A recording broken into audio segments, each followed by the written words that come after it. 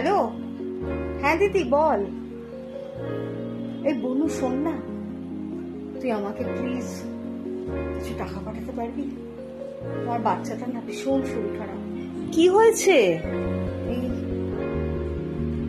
হসপিটালে আছে, 50,000 টাকা মতো লাগবে। 50,000 রাত্রে পাঠিয়ে দেবো। রাত্রে পাঠাবি? আচ্ছা, তুই এখন মেয়ের কাছে থাকবি, হসপিটালে থাক। ঠিক আছে রে, রাখছি। হ্যাঁ, রাত হয়ে গেল, এখনো তো টাকাটা বনু পাঠালো না। দেখি একটা ফোন করি। হ্যালো, আপনার ডায়াল করা নাম্বারটির সঙ্গে যোগাযোগ করা যাচ্ছে না। ফোনই তো লাগছে না। বললো রাত্রে টাকাটা পাঠাবে। বন্ধুকে ফোন। হ্যালো সুমি, শোন না, আমাকে 50,000 টাকা দিতে পারবি? আমি 2-1 দিনের মধ্যে দিয়ে দেবো, যেমন করে পারি। খুব দরকারে, আমার মেয়েটার খুব শরীর খারাপ, হাসপাতালে। হ্যাঁ, টাকা নেই। আরেক বন্ধুকে ফোন।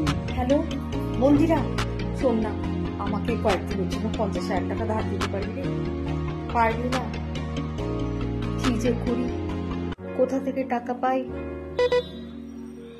আরে ফোনে টাকা ঢোকার আওয়াজ।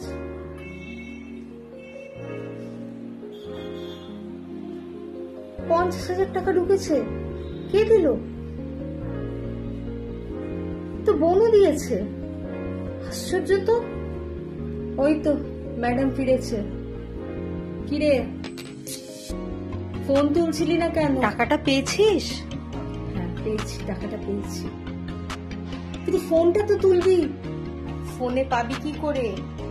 আমি তো আমার আইফোনটা বিক্রি করে 50,000 টাকা জোগাড় করেছি। সে কি, বিক্রি করে দিলি? চিন্তা করিস, এখন আপাতত একটা সস্তার ফোন কিনে নেব, পরে টাকা জমিয়ে আইফোন।